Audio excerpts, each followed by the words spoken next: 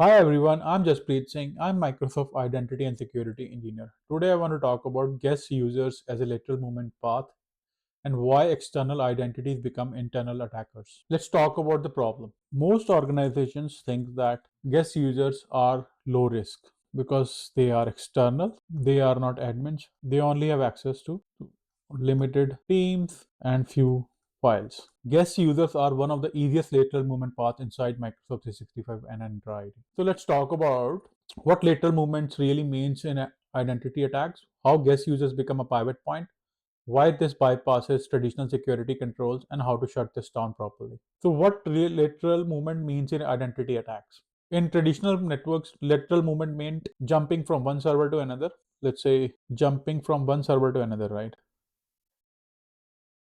Means you're connected to this RDB server. Let's say jump box server. Let's say this is a jump box server. And from here, let's say you're sitting here from your laptop, you're connecting here. Now after that you connect to this AD server or DNS server, whatever. From here to here, this is called a lateral movement path. That is what we used to call it. Stealing hashes, installing a malware on the server, and trying to steal the hardware pass hashes from the network. Password hashes. Let's say service accounts are configured. They can steal the hash from the network. The third one is network protocols like SMB, RDP, Kerberos. These were lateral movement paths in traditionally. But modern lateral movement is identity based, token based, trust based. In M365, identity is the perimeter. What a guest user really is. So let's talk about what a guest user really is. It's an external identity, but that you create inside your organization. Let's say this is contractor. He's sitting, he's like one of the workers that you want. Contractor, he's not an employee of your company, so you want him to work as a contractor. This is your M365 portal. So what you will do is using his email address. Let's say it's a Gmail, some email ID, steve@gmail.com. You will send an invite to him to join his organization identity, which means you created an external identity inside your M365 portal. Once he accepts an invitation, he can connect to your M365 portal and he can access your Teams channel, whatever he wants to do it. Access share, or if you have shared access via a shared SharePoint side, you can also access that. So it's an external identity. So he store inside. So there are four things we can talk about. He is stored inside your organization M365 portal, authorized by you, authenticated by your tenant. We allowed this external identity to access our apps and files. Example, Teams channel, SharePoint sites. If you have given a download right, so he could download the data. So it could also lead to it can also lead to data leakage, which I've already discussed in another video. So I would want to talk about this in detail. That is also one of the consequences of using guest users if you don't use it carefully. Let's talk about why guest users are higher risk. Long-lived sessions means once they are authenticated, they can use for default sessions. They don't have to authenticate and they can use it. They don't have to authenticate every time. No frequently login. Second thing, no frequent login. Second point, weak or missing MFA. Missing MFA. Since it's an external entity, they have not registered with MFA. Weak, no password requirements, policies, which means no password, complex passwords, no MFA. Anyone guest users. I mean, there is a way to do that, but let's talk about these are the basic common problems that most company organizations forget or don't worry about them.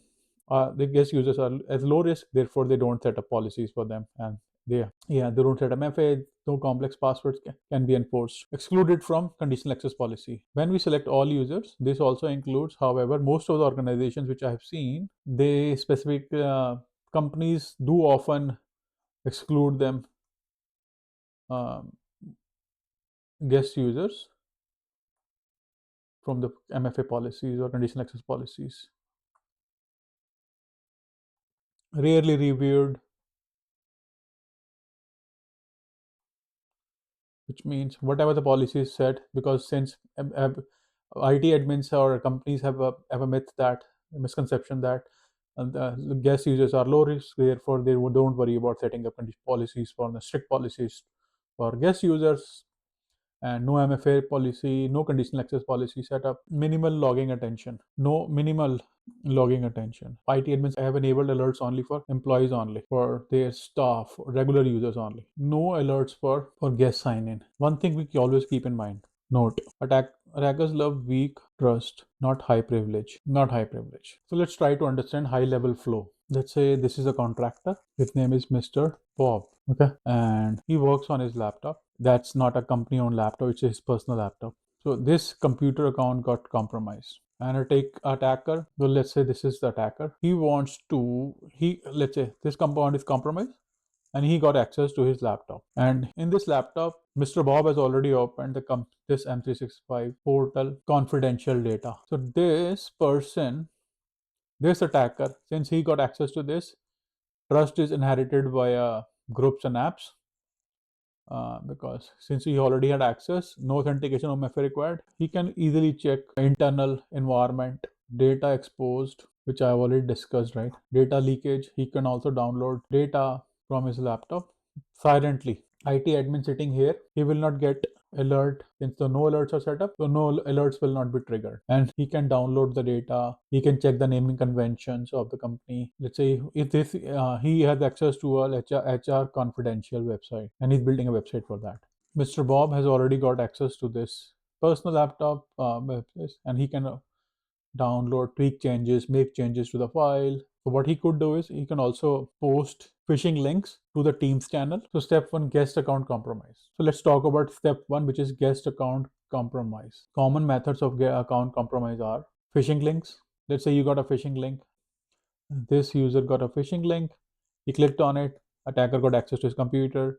Now he got access to M365 portal because access in a trust inherited it, and he could chat and he could use the same phishing link to spread across the company internal users and download the data. And the other thing is token theft, session or token theft on unmanaged device. Attackers are not after your password, they are after your session. This attacker will try to capture your session by installing a malware. Capture the session. Session already has who are you, session lifetime, MFA satisfied. It tells you that you don't need to authenticate yourself again because your session is valid for 8 hours, let's say. MFA is satisfied, so you will not be asked for MFA again. MFA is again a login event. It's a login event. When you log in, you will be required to satisfy MFA. Otherwise, if you're already logged in, so MFA will not be prompted. Attacker is after your session. When session is captured, he can log in, he can download data without your consent, and it's everything is happening on unmanaged device. Since it is not a company laptop, it can be done. So why it works? Why attackers are able to leverage this option? Because there are a couple of things. IP admins do not MFA on guest users. It's often optional because they have a misconception that they are external identities and then they cannot force. They treat them external identities, therefore they cannot enforce them. They cannot. But that's not reality. We have conditional access policy and we can enforce them to verify their identity. Device compliance not enforced. Again, conditional access policy not enforced, which means device compliance means you have conditional access policy. We can enforce that you need this person, let's say this person, whether this computer has antivirus installed, firewall is running, patches are installed or not. Patches are installed. If they are not installed, so you will not be able to. If conditional policies are not met, he will not. No one can. He won't be able to log into the computer. If these policies are met, MFA, uh, let's say device compliance, which is not Entra joint because since it's a personal laptop, it should be firewall is running, latest patches are installed, no vulnerability. These match, then he can log in, let the log access the data of the company. And we end up doing it because we exclude only implement for regular users. Step 2, initial trusted access. Let's say this is an account. This is a compromised guest user account. One thing is, so this is an account. What he can do is he can access Teams channel, SharePoint sites, share documents, internal links. So what happens once they access to this? They can learn about naming conventions of the company. Let's say how they've set up their email accounts, first name dot last name dot last, or first initial, let's say J Singh. So this is what they can easily identify. Identity reveals. They can check who is working, let's say who is the manager, which person is working at which post, on which post. They can easily observe these internal hierarchy. Sensitive content as well. It means you have a confidential data they can easily download.